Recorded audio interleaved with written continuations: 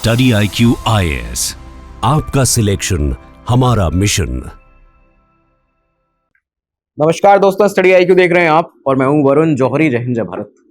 Aliens आ चुके हैं और कई बार आ चुके हैं, यहाँ तक कि उन्हें पकड़ा भी जा चुका है और उनकी जो बियॉन्ड फिजिक्स टेक्नोलॉजी है, टेक है, उसको टेस्ट भी किया जा चुका है। अब तक जब भी ये सब दावे किए जाते थे तो इन्हें एक सवाल के साथ किया जाता था, लेकिन UFO फाइल्स 2026 के आने के बाद इन सारे दावों पर, इन सारे सवालों पर अब मोहर लग चुकी है। क्या है आखिर ये फाइल्स, ही आज आपको बताएंगे। ऐसे कौन से इंसिडेंट्स रिकॉर्ड हुए थे 1946 के बाद से ही 2026 तक, जिनके बाद इन UFO फाइल्स को रिलीज किया गया है और किस तरह से इन्हें छुपाया गया, ये सारी चीजें आपको इस वीडियो में पता चलने वाली हैं। कैसे लगातार 8 दशकों तक ये जो फाइल्स थी, ये बातें थी, इन्हें दबाया जाने का प्रयास सिस्टमैटिक तरीके से किया जाता रहा US के द्वारा, CIA के द्वारा, ये भी आपको बताएंगे। साथ ही साथ project sign, project grudge, project blue book, ये सारे प्रोजेक्ट्स क्या थे, वो सारी कॉन्फ्रेंसेस क्या थी, सीक्रेट कॉन्फ्रेंसेस जो हुई, जिनका मेन मोटिव ये रहता था कि कैसे इन बातों को दुनिया से छुपाया जाए, कैसे एलियंस का या इस एलियन टेक का जो जिक्र है वो दुनिया के सामने ना आ पाए। क्या US वाकई में एक एलियन टेक्नोलॉजी को सीक्रेटली ऑपरेट कर रहा था, क्या उसे टेस्ट कर रहा था? क्या वाकई कई सारे ऐसे एलियंस थे, ह्यूमनॉइड्स थे, जिन्हें पकड़ा गया US के द्वारा? तो ये सारी बातें आज आपको इन जो डॉक्यूमेंट्स में निकली हैं बातें सामने प्रूफ के साथ में, वो सब चीज़ें आपको यहाँ पे पता चलने वाली हैं। साथ ही साथ सबसे बड़ा सवाल कि आखिर ऐसा हो भी रहा था तो ऐसा किया क्यों जा रहा था, यानी कि सबसे बड़ा सवाल कि इन सारी खबरों को, एलियंस के, UFOs के होने की बातों को दबाया क्यों गया आज तक। ये सब कुछ आज आपको इस वीडियो में पता चलने वाला है। शुरू से अंत तक वीडियो को देखिएगा, लाइक शेयर, चैनल को सब्सक्राइब कर दीजिएगा। और इसके अलावा दोस्तों, डिस्क्रिप्शन बॉक्स में आपके लिए स्टडी IQ के जो भी कोर्सेज हैं, हमारे UPSC CSE के सारे लिंक्स आपके लिए अवेलेबल हैं। प्रोग्राम्स के, बैचेस के, टॉप फैकल्टीज के साथ भारत के यहाँ पे आपको पढ़ने का मौका मिलता है। सारे लिंक्स पे आप क्लिक कर सकते हैं, अपने अकॉर्डिंग अपना कोर्स परचेज कर सकते हैं और वहाँ पे आपको VJ लाइव ये कोड जब आप लगाएंगे, सबसे बड़ा डिस्काउंट पाएंगे, अपनी तैयारी को मजबूत बनाएंगे और हमारी शुभकामनाएं आपके साथ। कमेंट बॉक्स में जय हिंद लिखना भूलेगा। आप शुरुआत करते हैं आज के इस एपिसोड की। तो साल 1933 की बात है, 1933, 13 जून का दिन था जब नदर्न इटली में एक ऐसी चीज क्रैश हुई जमीन पर जो उस वक्त किसी भी दुनिया की टेक्नोलॉजी से मेल नहीं खाती थी। उस समय बेनेटो मुसोलिनी की जो रजीम थी, उन्होंने अचानक से जब इस इंसिडेंट को देखा तो इस इंसिडेंट को तुरंत टॉप सीक्रेट डिक्लेयर कर देते हैं। शुरुआत में मुसोलिनी को ये शक था कि ये शायद कोई एडवांस जर्मन या फ्रेंच सीक्रेट वेपन हो सकता है, लेकिन उनके जो टॉप साइंटिस्ट थे, इंजीनियर्स थे, जिसमें उस समय के जो रेडियो के, आज के हमारे रेडियो के जो महान इन्वेंटर मार्कोनी थे, वो भी शामिल थे। ये सभी लोग ये समझ चुके थे, खासकर मार्कोनी ये समझ चुके थे कि ये जो टेक्नोलॉजी है उसका वो किसी भी ब्लूप्रिंट या फिर किसी भी फिजिक्स की समझ से परे है, पूरी तरह से अलग है। इसे हमने कभी देखा नहीं है। कुछ इस तरह का एक डिवाइस, कुछ इस तरह की एक उड़न तस्तरी आप उसको कह सकते हैं, आप उसे सॉसर कह सकते हैं, जो ये टर्म बाद में पॉपुलर हुआ। तो ये चीज़ जो थी वहाँ पे क्रैश हुई थी उस समय नदर्न इटली में। इस टेक्नोलॉजी को इन्वेस्टिगेट करने के लिए मुसोलिनी ने एक कैबिनेट बनाया, कैबिनेट RS-33। इस नाम का एक कैबिनेट, एक सीक्रेट, अल्ट्रा सीक्रेट ग्रुप बनाया जाता है। इस ग्रुप का मेन मकसद था ना सिर्फ इस पूरे डिवाइस के क्राफ्ट को स्टडी करने का कि आखिर ये टेक्नोलॉजी है क्या, बल्कि उसके प्रोपल्शन और मटेरियल साइंस को भी डिकोड करना था यहाँ पे। तो ये जो ग्रुप था, ये इस समय से यहाँ से इस पे काम करने लगता है और इस इंसिडेंट के प्रॉपर प्रूफ मिले, प्रॉपर दस्तावेज सामने आते हैं जब 2023 में एक एयरफोर्स के ऑफिसर थे US के, जो कि CIA के साथ इंटेलिजेंस ऑफिसर भी बताया जाता है उनको, डेविड ग्रुस जिनका नाम था। डेविड ग्रुस की 2023 की जो टेस्टमनी थी, उसके मुताबिक सामने ये आता है इस इंसिडेंट के बारे में, जो उन्होंने कहा कि जो उस समय के कैथोलिक चर्च और के जो लोग थे, जो पोप पियस 11 थे, उनको इस रिकवरी की पूरी जानकारी थी, फिर भी दुनिया को इनके द्वारा बताया नहीं गया। खैर, समय आगे बढ़ा। जब वर्ल्ड वॉर सेकेंड चल रहा था, उस दौरान में आप सभी जानते हैं एलीट फोर्सेस ने इटली पर कंट्रोल पाया। वेटिकन ने US को इस पूरी टेक्नोलॉजी के बारे में टिप दी। US को अब जब इस टेक्नोलॉजी के बारे में पता चला, इटली पर कब्जा जब हो चुका था, 1944 और 45 के बीच में US मिलिट्री ने इस पूरे क्राफ्ट को, इस पूरे टेक क्राफ्ट को रिकवर करके अमेरिका भेज दिया। अब ये जो टेक्नोलॉजी थी, जो 1933 में इटली के पास मौजूद थी, वो सीधी अमेरिका चली जाती है। ये मॉडर्न एरा का आप देखिए पहला कंफर्म्ड क्रैश रिट्रीवल था। इसे कहा जाता है कि US जो सरकार थी, US गवर्नमेंट थी, उसे इस समय से ही एक ऐसी सीक्रेट रेस के अंदर वो शामिल हो गई थी इस टेक्नोलॉजी को, इस क्राफ्ट को पाने के बाद में, जिसका मकसद था नॉन ह्यूमन इंटेलिजेंस यानी कि एनएचआई की टेक्नोलॉजी को पूरी तरह से री इंजीनियर करना। यानी कि आप एक तरह से देखिए रिवर्स इंजीनियरिंग का यहाँ पे अब जो एक तरीका था वो यूएस यहाँ पे कर सकता था इस पूरी नई टेक्नोलॉजी के साथ एलियंस की। बताया ये जाता है कि कहीं ना कहीं यही टेक्नोलॉजीज हैं जो कि अभी हाल ही में ईरान जो यूएस वॉर चल रही थी उसमें घोस्ट मोहम्मद नाम का एक डिवाइस यूज किया गया था यूएस के द्वारा, जिसको एलियन टेक कहा गया। कि ऐसा कैसे हो सकता है कि कोई एक डिवाइस मीलों दूर से, करीबन 40 मील दूर से ह्यूमन हार्ट जो है उसकी हार्ट बीट को डिटेक्ट करके उस व्यक्ति की लोकेशन डिटेक्ट कर पाए। तो ये इस तरह की जो टेक्नोलॉजीज हैं वो अमेरिका के पास आई कहाँ से, सीआईए के पास आई कहाँ से? तो ये बताया जाता है कि यही रिवर्स इंजीनियरिंग की गई उन्हीं सारी एलियन टेक्नोलॉजीज को लेकर यूएस में, जिसके बाद यूएस ये टेक्नोलॉजी जो है डेवलप करने में कामयाब हो पाया है। तो खैर अपनी कहानी पे यहाँ पे वापस आते हैं। ये जब इंसिडेंट हुआ यूएस के पास अब ये क्राफ्ट चला गया था। दरअसल रेडियो इन्वेंटर जो मार्कोनी थे, मार्कोनी के इन्वॉल्वमेंट ने इस पूरे केस को एक बहुत ही अलग साइंटिफिक क्रेडिबिलिटी दे दी थी। बताया ये भी जाता है कि उस समय इटली में जो सोरेट बंकर्स हैं, सोरेट बंकर्स जैसी लोकेशन पर इस पूरी ये जो क्राफ्ट था इसकी इन्वेस्टिगेशन चल रही थी, वहाँ पे इन बंकर्स को इसके लिए इस्तेमाल किया गया। साइंटिस्ट जो थे वो इस क्राफ्ट के मेटेलिक स्ट्रक्चर को स्टडी वहाँ पे कर रहे थे, अनकन्वेंशनल एनर्जी सोर्सेज के ऊपर काम कर रहे थे कि आखिर ये कैसे ऑपरेट करता रहता है। उसमें कोई भी इस तरह की चीज़ें नहीं थी जिससे उसे लगातार पावर मिल सके, फिर भी वो जो डिवाइस था, जो उसके मेटल्स थे वो ऑपरेट करते रहते थे। खैर यहाँ से वर्ल्ड वॉर सेकेंड जो थी वो ख़त्म हुई। वर्ल्ड वॉर सेकेंड के ख़त्म होने के बाद जो साइटिंग्स थी इस तरह की मेटेलिक ऑब्जेक्ट्स की, उड़न तस्तरी की, ये साइटिंग्स जो थी इनका सिलसिला तेज़ी से बढ़ना शुरू होता है। अब जब इस तरह के साइटिंग्स होती हैं तो पब्लिक का जो आम जनता है उसका इंटरेस्ट भी जागता है।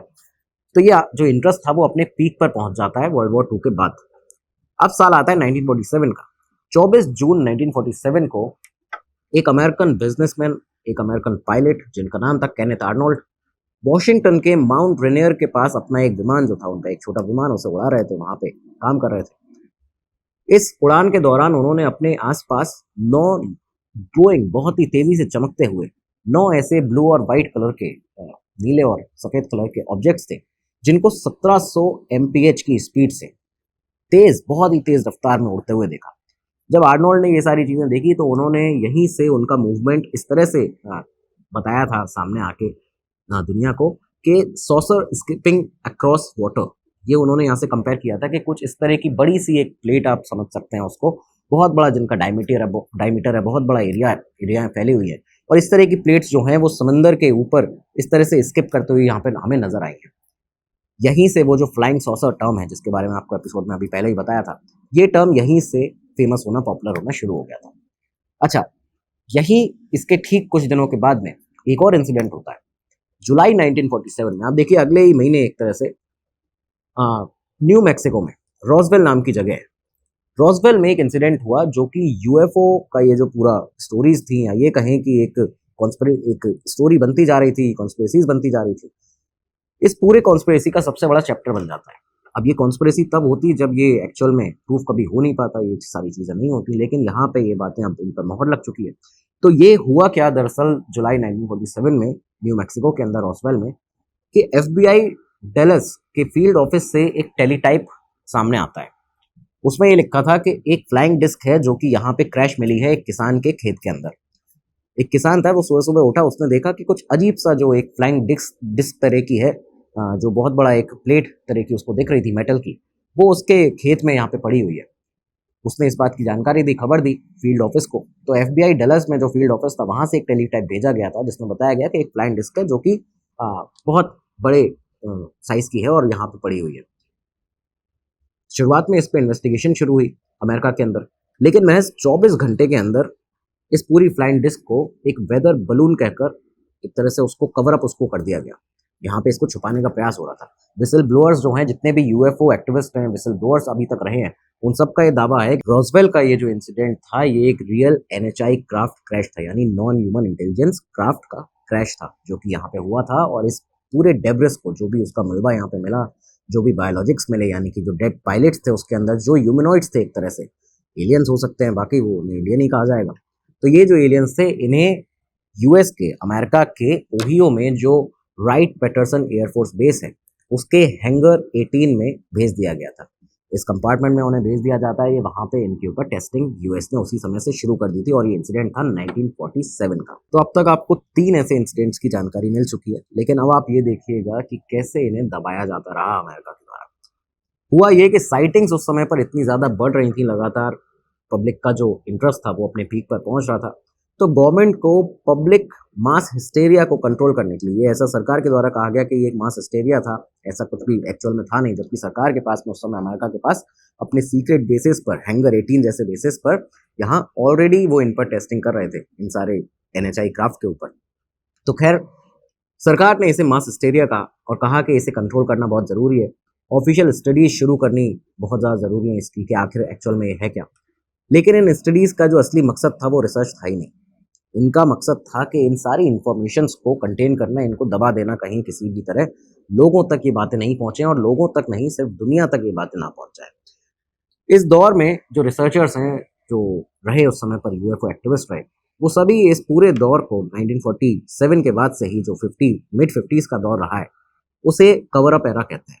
वो कहते हैं कि यूएफओ के इतिहास में ये कवर अप एरा है जो कि जहाँ पे सारी इन्फॉर्मेशन को दबा दिया जाता है। खैर सितंबर 1947 आता है, यानी 2-3 महीने और निकले। इसके बाद में ही ये वो समय था, हालांकि ये पहली साइटिंग जो हुई थी उसके जस्ट बाद का समय है। आप ये देखिए 47 जुलाई में जो पहली साइटिंग एक तरह से हुई थी अमेरिका के लिए माउंट रेनियर के पास में, इसके जस्ट बाद में क्योंकि लोगों की जो चाह थी जानने की वो बहुत ज़्यादा बढ़ रही थी, तो इस समय पर यह देखा गया कि यूएस एयरफोर्स ने पहला अपना यूएफओ इन्वेस्टिगेशन प्रोग्राम शुरू किया। इसका नाम था प्रोजेक्ट साइन। इस प्रोजेक्ट साइन में एक्स्ट्रा टेरेस्ट्रियल जो एक्सप्लेनेशंस हैं उन्हें सीरियसली कंसीडर किया गया था। इस पर प्रॉपर रिसर्च और स्टडी चल रही थी, साइंटिस्ट इस पर काम कर रहे थे। लेकिन जब इसकी रिपोर्ट जो थी प्रोजेक्ट साइन की वो एयरफोर्स चीफ के पास पहुंचती है, आप देखिए एयरफोर्स ने ही शुरू किया था, उन्हें लगा था कि ज़्यादा खास कुछ निकलेगा नहीं, लेकिन अब साइंटिस्ट इस पर काम करना शुरू किया। उन लोगों ने जो उन्हें बातें पता चली उस समय पर जो कि यूएफओ फाइल्स के अंदर मौजूद हैं, एयरफोर्स चीफ जो थे, चीफ ऑफ स्टाफ जो थे उस समय अमेरिका के, उन्होंने इस रिपोर्ट को रिजेक्ट कर दिया और सारी की सारी कॉपीज डिस्ट्रॉय करने का ऑर्डर दे दिया। इन सारी कॉपीज को डिस्ट्रॉय उस समय पर करने का ऑर्डर दिया जाता है। कुछ कॉपीज जो थी उन्हें डिस्ट्रॉय कर भी दिया गया। इसी मोमेंट से अमेरिका के अंदर जो एक तरफ साइंस और एक तरफ जो राजनीति रही उसके बीच में एक जो गहरा तनाव था यूएफओ के मुद्दे पर, इस मसले पर, वो शुरू हो जाता है। ये सारी चीज़ें यहाँ से चलती हैं। खैर अब 2 साल निकलते हैं। 2 साल निकले, 1949 आया। 1949 में प्रोजेक्ट साइन जो था, जो अब तक उस समय तक उसकी रिपोर्ट को भी खत्म कर दिया गया था अमेरिका के द्वारा, लेकिन प्रोजेक्ट साइन को 1949 में अब रिप्लेस कर दिया जाता है, उसको बंद कर दिया जाता है और अब एक नया प्रोजेक्ट लाया जाता है अमेरिकी सरकार के द्वारा, प्रोजेक्ट ग्रज। प्रोजेक्ट ग्रज जो था इसका मेन मैंडेट ही यही था कि सिर्फ डीबंकिंग हमें नहीं करनी, हमें पब्लिक को ये बताना है कि ये जो सारा कुछ इन्फॉर्मेशन आपको मिल रही है ये मिस आइडेंटिफिकेशन है। दरअसल वो एक वेदर बलून था, वो कोई और नॉर्मल ऑब्जेक्ट था, जैसे आप लोग उड़न तस्तरी या फिर यूएफओ समझ रहे हैं, जैसे आप NHI समझ रहे हैं। तो ये इस तरह की कोई चीज़ नहीं है। तो यहाँ पे मेन चीज़ थी कि सरकार ये चाहती थी कि मिस आइडेंटिफिकेशन की तरह इसको दिखाया जाए, डीबंकिंग की जाए इन सारे जो खबरें निकल रही हैं। तो वो चाहती थी कि लोग ये समझें कि एलियन जैसा कुछ भी नहीं होता, यूएफओ जैसा कुछ भी नहीं होता है। ये सब चीज़ें सरकार करती और ये इसमें कामयाब भी हो जाती, लेकिन यही वो समय था कि अचानक एक और इंसिडेंट होता है। अगले ही साल 1950 में, 1950 में गाय होटल मेमो एक ऐसा इंसिडेंट था जो इसी बीच में हुआ। ये जो यूएफओ फाइल्स निकली हैं दोस्तों, इसमें 1 पेज का ये पूरा डॉक्यूमेंट है गाय होटल मेमो का। इस डॉक्यूमेंट में बताया गया है कि एयरफोर्स इन्वेस्टिगेटर जो थे एक उस समय अमेरिका के, उनके हवाले से इसमें लिखा गया कि न्यू मैक्सिको में 50 फीट डायमीटर के 3 सर्कुलर सॉसर्स मिले हैं। आप सोचिए कि उड़न तस्तरी के जो शेप होता है उस शेप के 50 फीट डायमीटर है उनका, बहुत बड़े 3 ऐसे सर्कुलर सॉसर्स मिले जिसमें 3 फीट के टॉल ह्यूमनॉइड्स थे, यानी 3 फीट लंबे इंसान जैसे दिखने वाले लोग थे जो कि मेटेलिक कपड़े पहने थे, हेलमेट्स लगाए थे। ये एक बहुत बड़ा इंसिडेंट था क्योंकि बताया ये जाता है सामने कि एरिया 51 या बाकी जो सीक्रेट बेसेस जो आप देखते हैं यूएस के, वहाँ पे यही जो ह्यूमनॉइड्स मिले थे 3 फुट जिनकी लंबाई थी, मेटेलिक क्लोथ पहने थे, हेलमेट्स लगाए थे, इन्हीं के ऊपर लगातार टेस्टिंग अमेरिका जो था, CIA जो थी वो करती हुई आ रही थी अभी तक। तो ये सारी चीज़ें जो थी ये भी सबमिट की गई प्रॉपरली, बाकायदा इन यूएफओ फाइल्स में इनका जिक्र सामने आता है। खैर अब जब ये चीज़ उस समय पर हुई थी 1950 में, तो इसके बाद जो लोगों की एक दिलचस्पी थी वो इस पूरे केस में और ज़्यादा बढ़ती है। 2 साल के अंदर ही 1952 में वॉशिंगटन डीसी में जो लगातार मैसिव यूएफओ वेव चल रही थी, इसके बाद इसे इन्वेस्टिगेट करने के लिए सरकार ये एक तो दिखाना चाहती थी जनता को कि हम कुछ ना कुछ इस पर कर रहे हैं। लोग भी इसके लिए रखे हुए थे और प्रॉपर बाकायदा अच्छे लोग, प्रोफेशनल सीनियर एक्सपीरियंस लोग इसके लिए रखे हुए थे। और यहीं पे 1952 में अमेरिकी सरकार प्रोजेक्ट ब्लू बुक को लॉन्च करती है। ब्लू बुक जो प्रोजेक्ट था, इसमें दरअसल 12,618 साइटिंग्स जो थी ऐसी अभी तक की अमेरिका के पास, उन्हें इन्वेस्टिगेट किया गया। इन्वेस्टिगेट करने के लिए कैप्टन एडवर्ड जे रपेल्ट जो थे वो वहाँ पे उनकी लीडरशिप में ब्लू बुक जो था उसको डेटा ड्रिवन अप्रोच रख के प्रॉपरली इसे स्टडी करने की कोशिश की जा रही थी इन साइटिंग्स को। लेकिन सारी साइटिंग्स जो थी उनको नकारा जाता रहा, लगातार एक के बाद एक सारी साइटिंग्स को बताया गया कि ये फलानी चीज़ थी, ये कोई यूएफओ नहीं है, ये कोई एनएचआई नहीं है।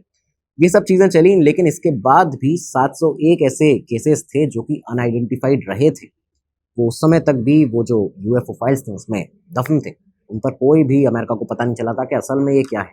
लेकिन उन पर आगे और कंक्लूजन प्रॉपर निकालने के बजाय, उस पर प्रॉपर इन्वेस्टिगेशन करने की बजाय सिर्फ ये लाइन कह दी गई कंक्लूजन में इस पूरी रिपोर्ट के कि हमारी नेशनल सिक्योरिटी को कोई भी खतरा नहीं है।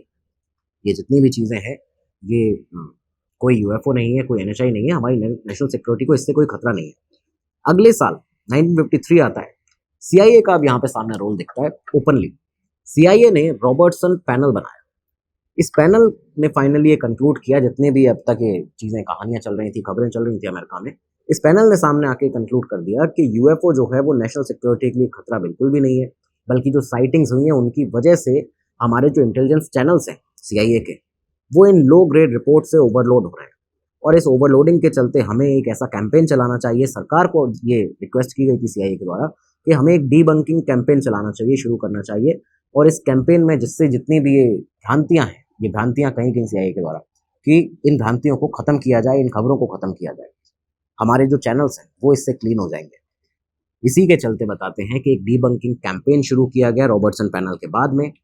इस कैंपेन में वॉल्ट डिज्नी प्रोडक्शन जैसे जो मीडिया हाउस थे, बड़े बड़े जो साइकोलॉजिस्ट थे, सेलिब्रिटीज़ थे, इन सबको लिया गया और ये यूएफओ के इंटरेस्ट पर, मतलब इस केस के इंटरेस्ट पर मजाक उड़ाना शुरू किया गया। लोगों के अंदर ये कहा जाता रहा कि एक ऐसा फ्रेम बना दिया गया कि लोग ये सोचें कि ये सिर्फ एक मजाक है, ये एक जोक है। अगर कोई एलियन की बात करता है, अगर कोई यूएफओ की बात करता है तो उसको हंसी का पात्र माना जाए। ये सारी चीज़ें एक साइकोलॉजिकली ऑपरेशन चलाने शुरू किया अमेरिका ने अपने ही लोगों के बीच में।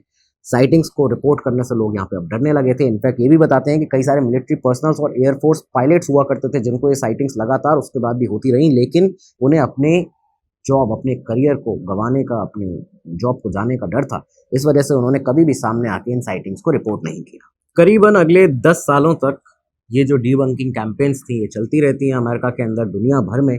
और उसके बाद में 1969 आता है जब प्रोजेक्ट ब्लू बुक जो चल रहा था उसे बंद कर दिया जाता है। ब्लू बुक तो बंद हो चुका था, लेकिन ये जो साइटिंग्स थी यूएफओस की, एनएचआई क्राफ्ट की, ये सब रुकने का नाम नहीं ले रही थी। एलियंस को देखा जाना, ह्यूमनॉइड्स को देखा जाना 3-4 फीट के, ये रुकने का नाम नहीं ले रही थी। ये सब देखते हुए 1970s में freedom of information act FOIA के थ्रू रिसर्चर्स पहली बार सामने आते हैं और रिसर्चर्स ने पहली बार आके लार्ज स्केल पर डॉक्यूमेंट्स जो थे वो अमेरिका से मांगने शुरू किए, एजेंसीज से, गवर्नमेंट से डॉक्यूमेंट्स मांगने शुरू किए। एक तरह से जैसे आरटीआई लगाना होता है कि आप आरटीआई लगा के कोई भी दस्तावेज जो है, जो सरकार दबाना चाहती है, उसको निकलवा सकते हैं। तो ये सारी चीज़ें जो होती हैं, इसी तरह से यहाँ पे FOIA के थ्रू रिसर्चर सामने आए, उन्होंने ये जो लार्ज स्केल डॉक्यूमेंट्स थे वो मांगने शुरू किए। 1978 में आके CIA ने खुद यहाँ पे सैकड़ों ऐसे दस्तावेज सामने आते हैं जो कि डिक्लासिफाइड किए। वही जो दस्तावेज आज के दौर में UFO फाइल्स के थ्रू प्रॉपरली उनको निकाला गया। करीबन 1600 फाइल्स बताई गई हैं, जो कि 16 फाइल और 1600 पेजेस जो हैं वो की रिलीज किए गए। तो उस समय पर ऐसे CIA ने हंड्रेड्स ऑफ डॉक्यूमेंट थे जिनको डिक्लासिफाइड किया, जिनके बारे में उन्होंने 2016 में खुद ये लिखा था बाद में कि ये हमारी एक्स फाइल्स हैं। इन डॉक्यूमेंट्स में east Germany, Spain, Belgium, Congo के ऊपर जितनी भी साइटिंग्स हुई थी उस दौरान में, उन सबकी डिटेल रिपोर्ट थी। रिसर्चर्स को अब ये रिपोर्ट्स मिली, उन्होंने इस पर अपनी खुद की रिसर्च, अपनी खुद की स्टडी करना शुरू किया, इन्वेस्टिगेट करना शुरू कर दिया। डिकेड्स तक लंबा ये सब कुछ चीज़ें जो थी वो चलती रहती हैं। 2000 आ जाता है, 2017 आ जाता है।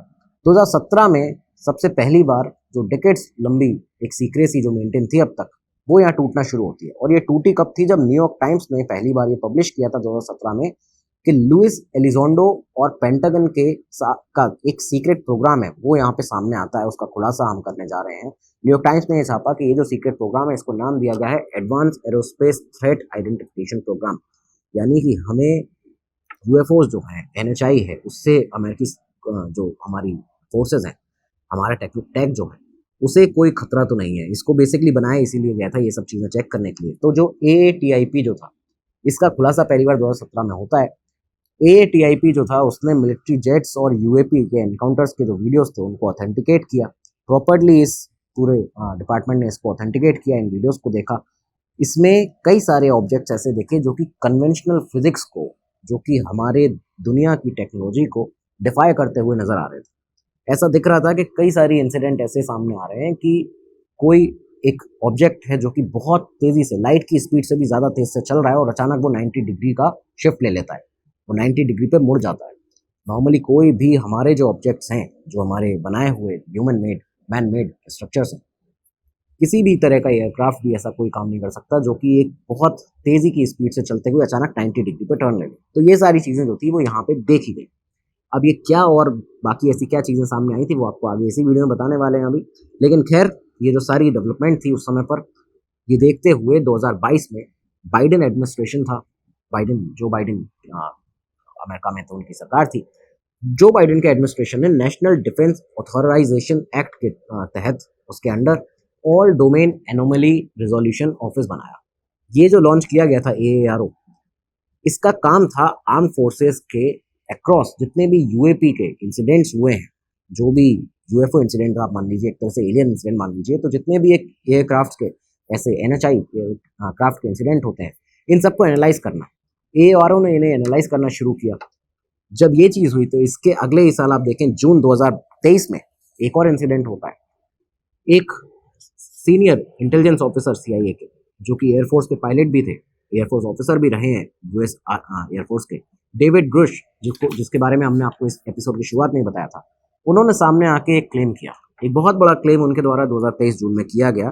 डेविड ग्रुश ने यह बताया कि जब वो अपनी जॉब कर रहे थे, जब वो अपनी ऑफिशियल ड्यूटी सर्व कर रहे थे, उस दौरान में एक multi decade UAP crash retrieval था जो हुआ। उसके ऊपर टेस्टिंग लगातार US ने की एक सीक्रेट लोकेशन पे। रिवर्स इंजीनियरिंग प्रोग्राम जो था वो यहाँ पे चलाया जा रहा था, और जब उसके बारे में उन्हें पता चला तो उन्हें उनके ऊपर दबाव बनाया गया कि इसे छुपा के रखना है, तुम्हें इसे किसी को भी कहीं बताना नहीं है। डेविड ग्रश जो थे उन्होंने ये तक कहा कि NHI जो है नॉन ह्यूमन इंटेलिजेंस क्राफ्ट और नॉन ह्यूमन बॉडीज जो भी मिली यहाँ से, जिसको आप ह्यूमनॉइड्स कह सकते हैं, एलियंस कह सकते हैं, उनकी रिकवरी तक का दावा यहाँ पे ग्रुश ने किया था। और ये कहा कि ये सारी चीज़ें अमेरिका के द्वारा अब तक छुपाई गई हैं। इस पे प्रॉपरली बाकायदा टेस्टिंग जो है कई अलग अलग इलाकों में अमेरिका में सीक्रेट लोकेशंस पर की जाती रही है। इसके बाद ही जब जनता के सामने ये बातें सामने आई तो जनता को ये था कि आखिर ऐसी क्या टेक्नोलॉजी है या ऐसी क्या प्रॉब्लम्स हैं, क्या चीज़ें हैं जो हमसे छुपाई जा रही है। इसके बाद यहाँ पे अमेरिका में UAP डिस्क्लोजर एक्ट ऑफ 2023 इसे इंट्रोड्यूस किया जाता है। इस एक्ट के तहत सरकार ने बाकायदा एक एक्ट सामने लाई।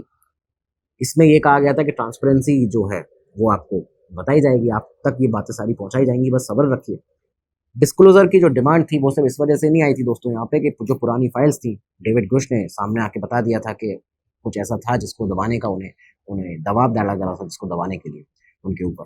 तो ये सारी चीज़ें कुछ पुराने ऐसी साइटिंग्स के ऊपर नहीं थी, फ्रेश साइटिंग्स लगातार सामने आ रही थी। उनको क्लियरली इग्नोर कर पाना मुश्किल था, इम्पॉसिबल था अमेरिका के लिए। इस वजह से ये जो एक्ट था ये बनाया गया। इस वजह से ये जो अभी UFO फाइल्स आई हैं वो भी सामने आने की बड़ी वजह वही है कि ऐसी साइटिंग्स हो रही हैं कि जिनको इग्नोर कर पाना मुश्किल है। खैर 2023 में क्या हुआ, सीनियर नेवी के जो चीफ पेटी ऑफिसर थे एलेक्जेंड्रो विगिन्स, वो सामने आते हैं और सितंबर 2025 की हियरिंग में उन्होंने एक इंसिडेंट का खुलासा किया। उन्होंने अपना आई विटनेस अकाउंट बताया USS जैक्सन का। उन्होंने इस एनकाउंटर के बारे में ये बताया USS जैक्सन के कि सदर्न कैलिफोर्निया के पास उन्होंने 4 टिक टैक शेप के, टिक टैक जो एक टॉफी भी आती है एक तरह से, आप उसको देख सकते हैं, तो उस तरह के कुछ टिक टैक शेप के ऑब्जेक्ट्स को उन्होंने देखा। एक ऑब्जेक्ट ऐसा था उसमें से जो समंदर से बाहर निकला है, ट्रांस मीडियम ट्रेवल। आप सोच रहे हैं कि ये सिर्फ आकाश के आसमान की बात नहीं है, जो भी ये UAP हैं, जो ये UFOs हैं, उड़न तस्तरियाँ हैं, ये आसमान तक ही सीमित नहीं है, ट्रांस मीडियम ट्रेवल की यहाँ पे बात हो रही है। उन्होंने ये बताया था साफ तौर पर कि एक ऑब्जेक्ट जो था वो समंदर से बाहर निकला और बाकी जो 3 उसके साथ के ऐसे ऑब्जेक्ट्स थे उनसे लिंक अप करके बिना किसी सोनिक बूम के, बिना किसी तेज आवाज के, बहुत तेजी से एक्सलरेट करते हुए अचानक से गायब हो जाता है। इस इंसिडेंट को star sapphire multi spectrum system जो था और रडार्स जो थे, सब ने रिकॉर्ड किया था और ये वो सारी वीडियोस, वो सारी फाइल्स हैं, फोटोज हैं, जो कि बाद में अभी यूएफओ फाइल्स 2026 में रिलीज किए गए हैं। तो एक तो ये जो इंसिडेंट था वो यहाँ पे दोबारा फ्रेश साइटिंग जो थी वो सामने आई, खुलासा हुआ। इसके अलावा 30 अक्टूबर 2024 को यमन के कोस्ट पर एक MQ-9 रीपर ड्रोन था, उसने एक ग्लोइंग ऑर्ब को देखा, एक ऐसे ऑर्ब को देखा जो कि वहां पे बहुत तेजी से रोटेट कर रहा था, जा रहा था। इसमें यह भी बताया जाता है इस पूरी फाइल के अंदर कि एक यूएस ड्रोन जो था MQ-9 रीपर, उसने उस ऑर्ब के ऊपर हेलफायर मिसाइल से फायर भी किया, लेकिन मिसाइल जो थी वो ऑर्ब से टकरा कर इनविजिबल शील्ड जैसे ऑर्ब में लगी हो, इस तरह से उससे टकरा कर बिना किसी क्षति पहुंचाए मिसाइल नीचे खत्म हो जाती है, विस्फोट हो जाती है। उस ऑर्ब को इससे कोई भी नुकसान नहीं पहुंचा था, कोई भी हानि नहीं पहुंची थी, जैसे कि उसके ऊपर एक इनविजिबल शील्ड हो, और बिना किसी डैमेज के उड़ता रहा। इस इंसिडेंट ने भी मिलिट्री कमांडर्स को, जब ये बातें बताई गई आके CIA को, आर्म फोर्सेस को, यूएस के, तो जो मिलिट्री कमांडर्स थे उन्हें अपनी सेफ्टी ऑफ फ्लाइट, साथ ही साथ नेशनल सिक्योरिटी जो थी यूएस की, उसके लिए चिंता उनके मन में डाल दी थी। उनको ये सामने देखा कि कोई भी ऐसा ह्यूमन टेक्नोलॉजी नहीं है जो कि हेल फायर मिसाइल का इम्पैक्ट जो है उसको झेल सके, उसको सह सके। लेकिन ये क्या ऑर्ब था जो कि एनकाउंटर हमारे साथ जिसका हुआ, उस पर हेल फायर मिसाइल दागी गई, लेकिन फिर भी उसे कोई फर्क नहीं पड़ा, जैसे कि कोई इनविजिबल शील्ड हो। ये सब चीज़ें चलती गई। हाल ही का समय आ चुका था 2026 में प्रेसिडेंट ट्रंप जो है, डोनाल्ड ट्रंप अमेरिका के, उन्होंने मैक्सिमम ट्रांसपेरेंसी का वादा किया अपनी पब्लिक से। इसी के तहत उन्होंने डिफेंस सेक्रेटरी पेट हेक्सेट जो, उनको एक प्रोग्राम सामने लाने के लिए ऑर्डर दिया। प्रोग्राम का नाम था परस्यू, PURSUE, यानी कि presidential unsealing and reporting system for UAP encounters. इस इनिशिएटिव को स्टार्ट करने के जब ऑर्डर्स दिए गए तो इसके बाद में इस पर काम करना शुरू किया गया। मई 2026 में एक हैरत अंगेज खुलासा हुआ। सामने ये आया कि इवेंजलिस्ट पास्टर पेरी स्टोन और बिलियनियर जॉन कैटमिंडिस, जिनका नाम था, उन्होंने ये सामने आकर क्लेम किया कि US इंटेलिजेंस ऑफिसर्स ने क्रिश्चियन पास्टर्स को सीक्रेट मीटिंग्स उनके साथ में करके एक दबाव उनके ऊपर बनाया है। इस जो नोटिफिकेशन जो जनवरी में ट्रंप ने बताया था कि आपको एक इस तरह का एक इनिशिएटिव लेना है और सारी की सारी फाइल सामने आके बतानी होंगी जो भी अभी तक UFO से रिलेटेड रही हैं। तो इसके बाद ही ये बताया गया था कि जो क्रिश्चियन पास्टर्स थे उनके ऊपर सरकार ने ये प्रेशर भी डाला है, कई ऐसे ऑफिसर्स हैं जिन्होंने प्रेशर डाला है कि ये जो वार्न किया है कि जो आने वाले डिस्क्लोजर्स होंगे उन फाइल्स के आने के बाद में जो ट्रेडिशनल बिब्लिकल क्रिएशन बिलीफ है वो उसे चैलेंज कर सकते हैं। डर ये है कि अगर multi creation in the Galaxy confirm होती है कि इस गैलेक्सी में, इस ब्रह्मांड में और भी लोग हैं हमारे अलावा, पृथ्वी के अलावा कहीं और भी जीवन है या कहीं और भी कुछ अलग तरह के लोग रह रहे हैं, अगर ये बात कंफर्म होती है तो लोग फेथ से भटक जाएंगे, लोग भक्ति से भटक जाएंगे। तो ये बातें पास्टर्स को, क्रिश्चियन पास्टर्स को बताई गई, उनको वार्न किया गया इसके बारे में कि आप इसके लिए जागरूक रहिएगा, सजग रहिएगा कि आपको आगे क्या करना है। खैर ये सब चीज़ें चलती हैं, इस तरह के अलग अलग खुलासे होते रहे। फ्राइडे का दिन था मई 8 मई 2026। प्रेसिडेंट ट्रंप के ऑर्डर पर पेंटागन ने पहला बड़ा, सबसे बड़ा इनफैक्ट अब तक का UAP फाइल डंप जो था वो किया, FBI UFO फाइल्स जिसको आज कहा जा रहा है 2026। ये जो फाइल डंप था इसके लिए बाकायदा एक प्लेटफॉर्म बनाया गया, एक वेबसाइट बनाई गई, उस पर फाइल्स हैं, आप भी जाके देख सकते हैं। करीबन 162 फाइल इसमेमें टोटल बताई जा रही हैं, जिसमें 16 ऐसी हैं जिसमें बहुत जो सीक्रेट जो इंफॉर्मेशन है वो सामने आती है। 162 ऐसी फाइल्स शामिल है टोटल इसमें, जिसमें FBI, DOD, NASA और स्टेट डिपार्टमेंट के तमाम सारे डॉक्यूमेंट्स अब तक के जो रहे 46 के बाद से जो पहला इंसिडेंट एक तरह से रिकॉर्ड हुआ था। इनफैक्ट 1933 में जब मुसोलिनी को नदन इटली में एक इंसिडेंट सामने आया था जिसको उन्होंने टॉप सीक्रेट बताया था, तो तभी से फॉलो अप लेते हुए जितने भी डॉक्यूमेंट्स हैं वो सारी चीज़ें इसमें बताई गई हैं।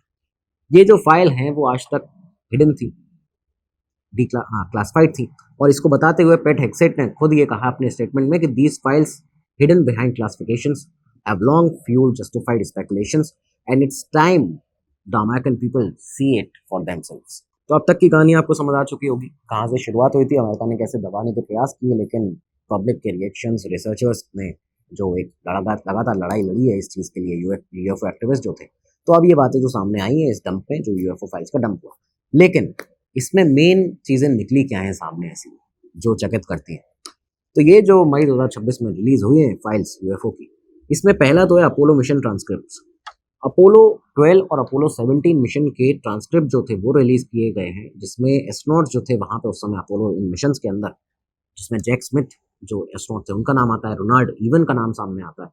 उन्होंने चांद के मून के सरफेस पर ब्राइट फ्लैशेस देखे थे, ट्रायंगुलर फॉर्मेशंस देखे थे, कुछ इस तरह की बातें सामने कही थी कि उन्हें कुछ और लोगों के यहाँ होने का आभास हो रहा है।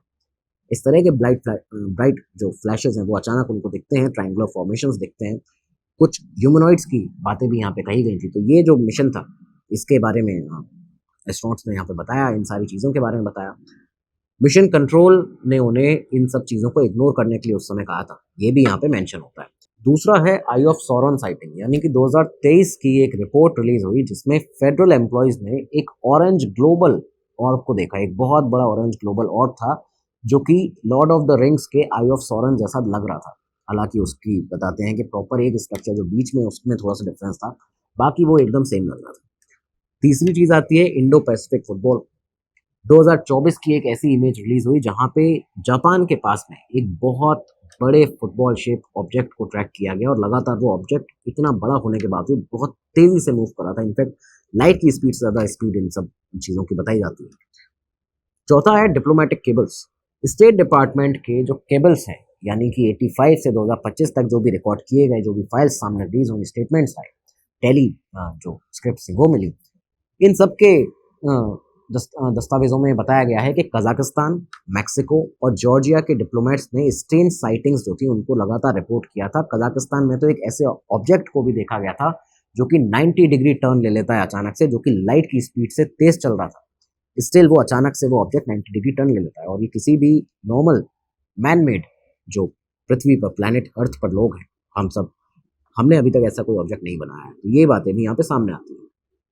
एफबीआई के जो आर्काइवल फोटोज हैं, एफबीआई वर्ल्ड से 1947 और 68 के बीच में जो फोटोज रिलीज हुए हैं, उसमें ऑक रिज एक न्यूक्लियर साइट है अमेरिका की, तो वहाँ पे फ्लाइंग डिस्क को भी देखा गया है। कई सारी ऐसी फ्लाइंग डिस्क थी जो कि वहाँ पे ऊपर रोटेट हो रही थी, और उनके जो स्केचेस हैं वो भी एफबीआई के इन आर्काइव से सामने आके मिलते हैं। तो ये सारी चीज़ें हैं जो कि इन फाइल्स में बताई गई हैं, जो मेन अहम जिन पर बात अभी हो रही है लगातार। अब ये एक सवाल सामने आप सभी के मन में भी उठेगा, हमारे भी मन में उठा कि भाई अब तक ये सब सिर्फ बातें हुआ करती थी, अब तक ये बताया क्यों नहीं गया था। सामने ये आता है इस पर कि यूएस मिलिट्री को ये डर था, ऐसा कहा जाता है। अब आप कमेंट सेक्शन में बताइएगा कि कितना सच है कितना झूठ है। यूएस मिलिट्री को ये डर था कि यूएपी सेंसर्स का जो हार्डवेयर है उसे डिस्क्लोज करने से उनकी जो टेक्निकल कैपेबिलिटीज है वो बाकी देशों को पता चल सकती हैं। लेकिन इससे भी बड़ा डर था कि टेक्नोलॉजिकल गेट कीपिंग जो वो कहीं ना होने लगे यहाँ पे अमेरिका के साथ में। दरअसल एक और चीज़ यहाँ पे सामने आ रही है कि कोल्ड वॉर से लेकर अब तक एक सीक्रेट वॉर जो है वो चल रही है अलग अलग देशों के बीच में, जहाँ पे एंटी ग्रेविटी प्रोपल्शन और वैक्यूम इंजीनियरिंग जो है उसको मास्टर करने का जो ये देश है वो लगातार प्रयास कर रहे हैं। इसकी रेस उनके बीच में लगी हुई है, एक सीक्रेट रेस।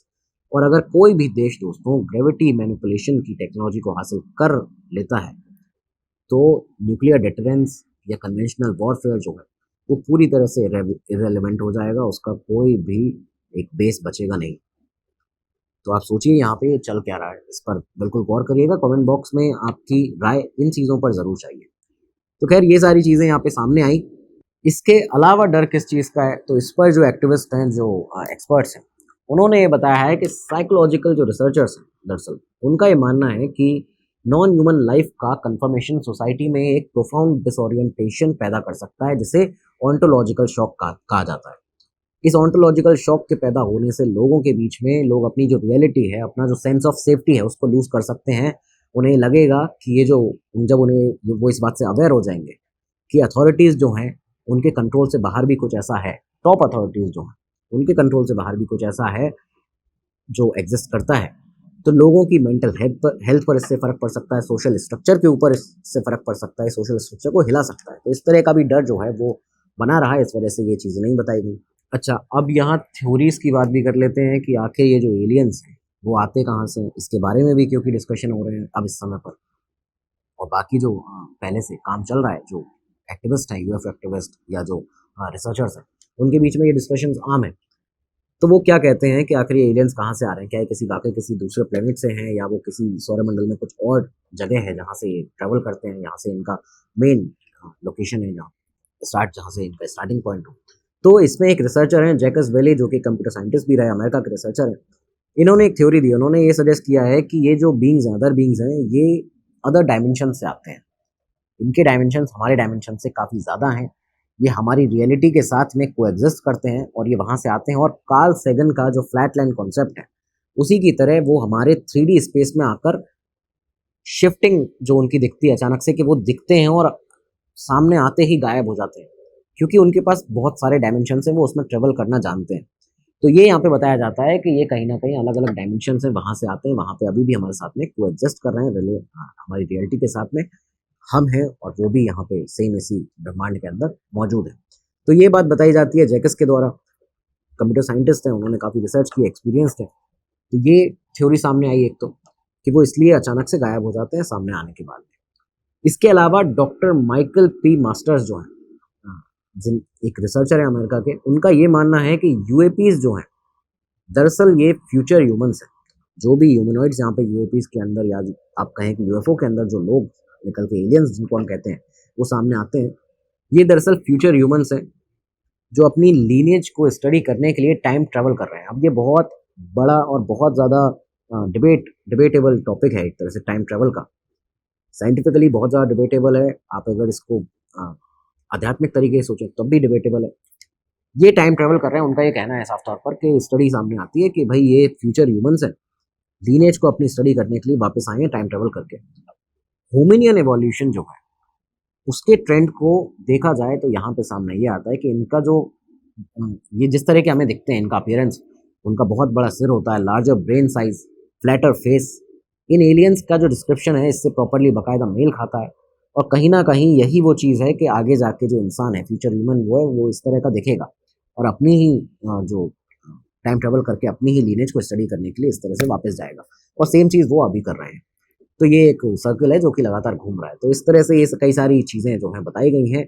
यूएफओ फाइल्स के आने के बाद में सनसनी तो है ही, लोग शॉक्ड हैं कि भाई अब तक छुपाया क्यों गया था और आखिर क्या क्या इसमें चीज़ें सामने निकल कर आ रही हैं। तो दोस्तों, इतिहास से हमने क्या सीखा है और क्या देखा है, वो ये है कि देखो, जब भी कोई सीक्रेसी या कोई सीक्रेट होता है तो वो टूटता ज़रूर है, ख़त्म होता है सीक्रेट, लेकिन एक दिन में कभी ख़त्म नहीं होता। ये कई टुकड़ों में आगे आपको पता चलता है, ऐसी लेयर्स में बटा हुआ होता है। तो ऐसे ही कुछ लेयर्स हैं जो आगे भी निकल के सामने आएंगी और इसके बारे में भी पुख्ता जानकारी सामने इस तरह से आती है कि यूएस रिप्रेजेंटेटिव है एना पोलिना लूना उनका नाम है। उन्होंने बताया है कि मई 8 को तो जो रिलीज़ हुआ है, ये सिर्फ एक ट्रांच है, ये सिर्फ एक आपको हमने रिलीज़ किए हैं कुछ फाइल्स। अगले 30 दिनों के अंदर, अगले 2 महीनों के अंदर कई हाई डेफिनेशन वीडियोज़ रिलीज़ होने की उम्मीद है। ये बात भी यहाँ पे सामने आती है। लेकिन आपको ये भी बता दिया जाए साथ ही साथ में कि जितने भी यूएफओ एक्टिविस्ट हैं, कई सारे ऐसे एक्सपर्ट्स हैं, उनका ये भी कहना है कि ये सब एक कंट्रोल्ड डिस्क्लोजर है। एक ऐसा कंट्रोल डिस्क्लोजर है ये अचानक से, क्योंकि अमेरिका को क्या हुआ कि वो आके यूएफओ फाइल्स को डिस्क्लोज करने लगे दुनिया के सामने, अपनी ही दबाई हुई चीज़ों को वापस से रख दिया। तो यहाँ उनका कहना है, कई ऐसे एक्सपर्ट्स हैं जिन्होंने बताया कि एक कंट्रोल डिस्क्लोजर है जहाँ सिर्फ उन्हीं फाइल्स को रिलीज़ किया जा रहा है जो कि एक्स्ट्रा ऑर्डिनरी कंक्लूजन तक नहीं पहुँचती, जबकि जो एक्चुअल रियल स्टफ है, जो रियल फाइल्स हैं, वो अभी भी किसी कहीं ब्लैक प्रोग्राम में लॉक्ड है। तो दोस्तों, आज का ये जो एपिसोड रहा, इस पर आपकी राय बहुत ज़्यादा ज़रूरी है।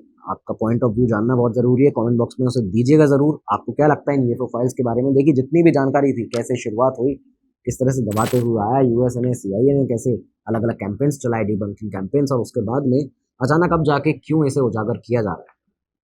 चाहे वो जनता का दबाव हो, चाहे वो लोगों की क्यूरियोसिटी हो, या जो रिसर्चर्स रहे हैं, विसल ब्लोअर्स रहे हैं, यूएफओ विसल ब्लोअर्स इतने सारे, तमाम सारे, उनकी लगातार जो जंग रही हो, इसे रियलिटी को सामने लाया गया है इन फाइल्स को। लेकिन क्या वाकई ये उतनी ही फाइल्स हैं जो कि अमेरिका चाहता है बताना? असली जो फाइल्स हैं, जो असली टेक्नोलॉजी है, वो अभी भी उस पर अमेरिका टेस्ट कर रहा है। तो ये सब जो है, इस पर आपकी जो व्यू पॉइंट है वो बहुत जानना ज़रूरी है। दीजिएगा कमेंट बॉक्स में, जय हिंद ज़रूर लिखिएगा। अब अगले एपिसोड में मिलेंगे, तब तक के लिए दीजिएगा नमस्कार, धन्यवाद, जय हिंद, जय भारत। स्टडी IQ IAS, आपका सिलेक्शन हमारा मिशन।